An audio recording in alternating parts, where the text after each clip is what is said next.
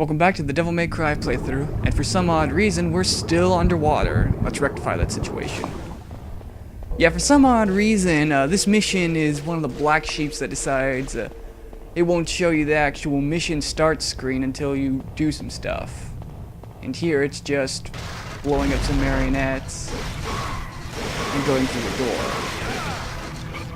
Yeah, in today's mission we're going to finish up the stuff here in the courtyard, I guess you could say, before moving on to the next area of the game. Here we go. Now, once again, we have to find some kind of mystical item to open up a door. What a surprise. Although we are getting into some Raiders of the Lost Ark type of stuff, where you can obviously tell there's going to be a trap activating. But we'll cross that bridge when we get to it. Yes, over here we'll get the mystical MacGuffin shield that lets us open up the doors to the Colosseum, so we can get an item to actually go inside the Colosseum.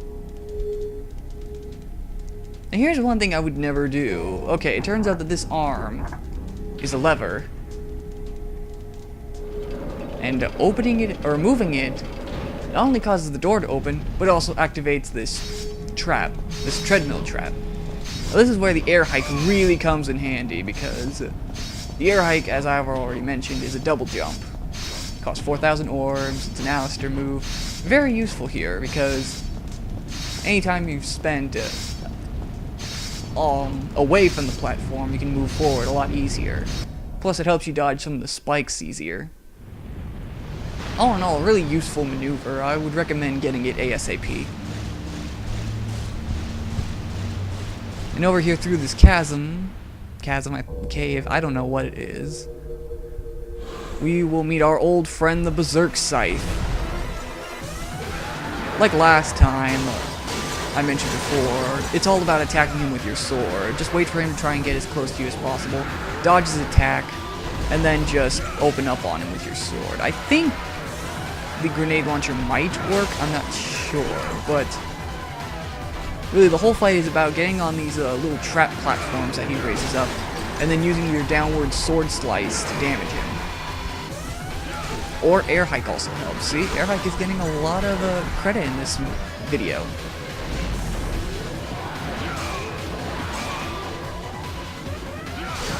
Although I think this might be the last time we see Mr. Berserk Scythe, so say goodbye to him while you can. In that little cave with the lanterns, you'll find another red fountain. Why do you need a red fountain? Well, in here, we find one of those doors that can only be opened with a set amount of red orbs.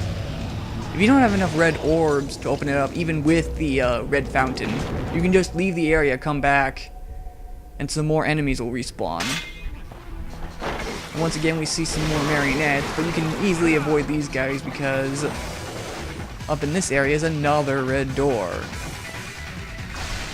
Pay for the red orbs there. I'm guessing that's why all the marionettes are there. You attack them, and you can get some red orbs. Thought there was something up there, but never mind. Even more red orbs. I guess that's supposed to make up for all the red orbs you lost. Oh well, it's the end of that mission. And I got a A. Once again, doing really good in this playthrough. Just a little comment to myself.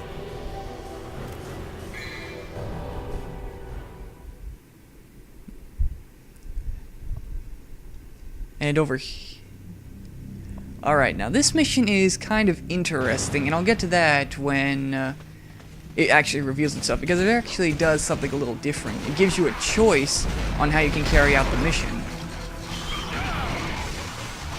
And here we see a kind of new type of enemy. It's the usual lizardman, but you probably noticed that there was a huge black one. That's gotta be some kind of enemy. But anyways, the black one is faster, it's stronger, and it has the ability to call forth more lizardmen. It's a bit more of a nuisance to take out because, well, naturally, it's better. But the sooner you take it out, the better.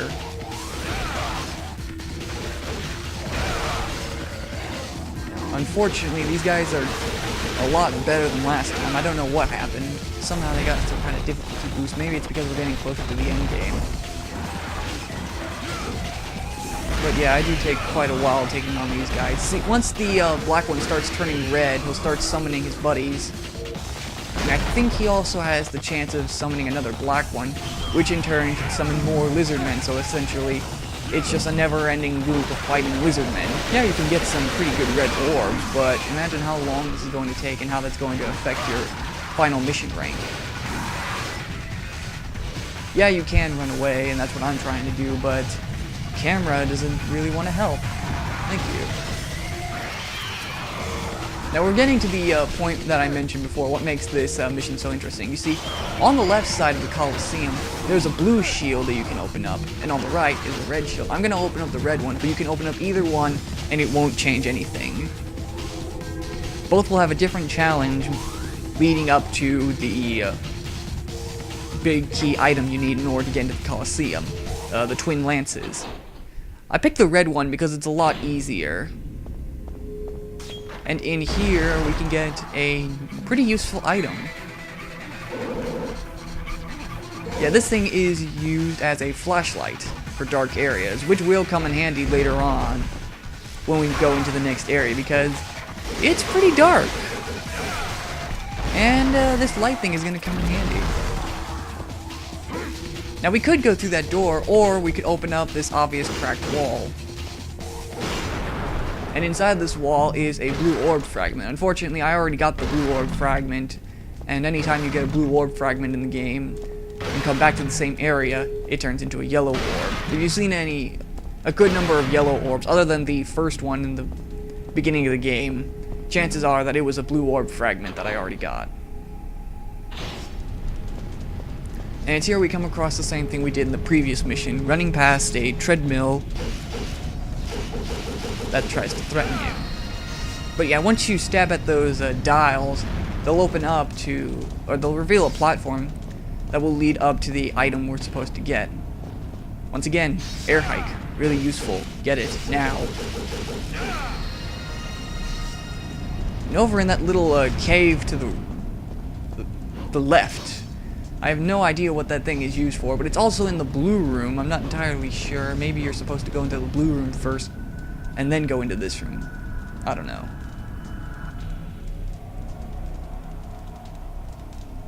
But once you get the pair of lances, platforms disappear, and you're supposed to jump down to take on more lizardmen. Yay!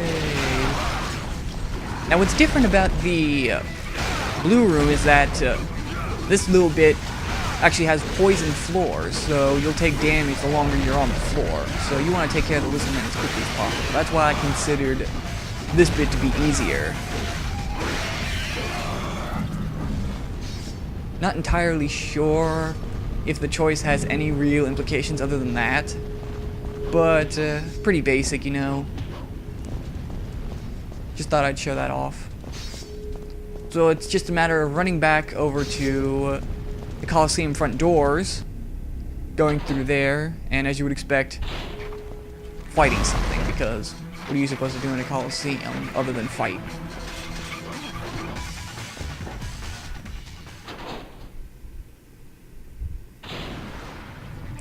And now it's nighttime around the castle, so in this area we're going to see a lot more sin sights, but you don't really need to take care of them. The important thing is going through this door.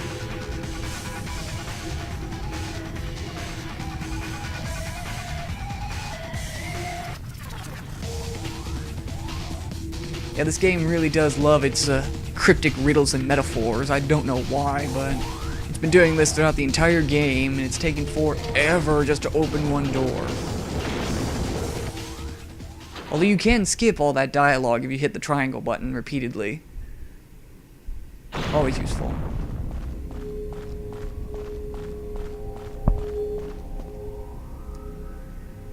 And here we we kind of get an explanation for what we're supposed to do. I mean, it's obvious that we're supposed to fight something, and with red lightning you can already tell that we're supposed to fight Griffin. Again. For the third time. And he hasn't gotten any harder.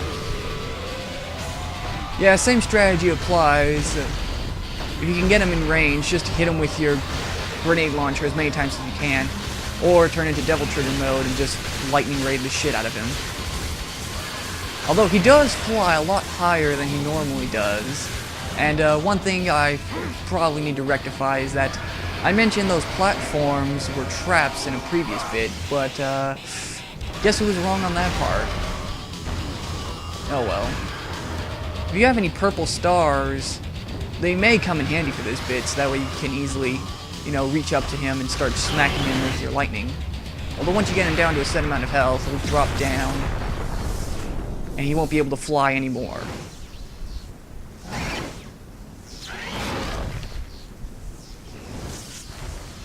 And now without his ability to fly, this fight becomes easy as shit.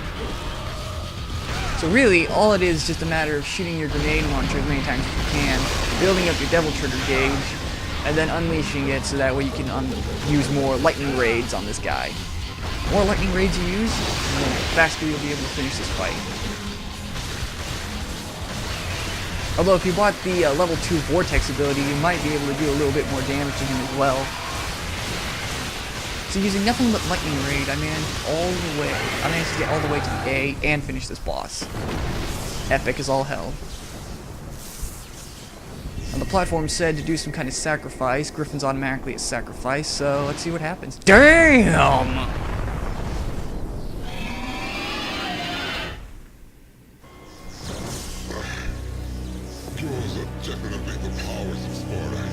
That line makes absolutely no sense.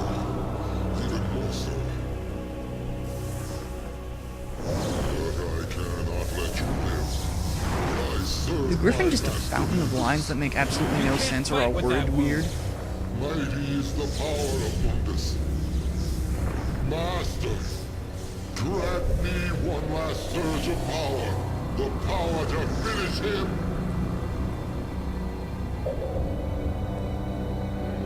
And there he is, the big man himself, the Dark Lord Mundus. Master, Mundus. Kinda sounds like a mixture between Lord Zed and Dr. Claw.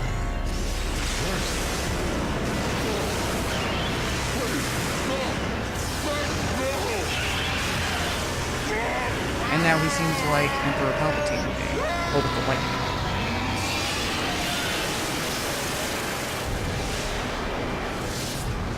Once again, damn! Okay, and he didn't do that to Dante because... I thought they were supposed to be like hated enemies and whatnot. Hey! What, so Trish can teleport now?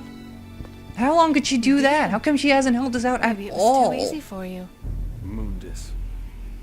His heinous ways make me sick, killing even his own, like they were nothing. He's the one that took the life of my mother, my brother, sure. My mother used to always tell me that my father was a man who fought for me. He had courage and a righteous heart.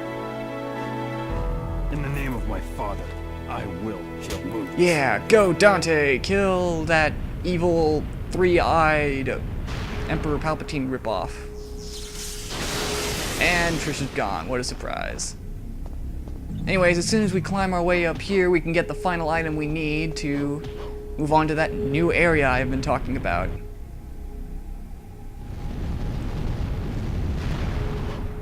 And I'm sure you're wondering exactly what this new area is. Well, if you pay attention to what this thing has to say, you'll figure it out. Yeah, we gotta go back to the castle. We gotta use the Hermes staff, so that way we can move on to the end game. Yeah. Tune in next time when we go back to the castle. See you later.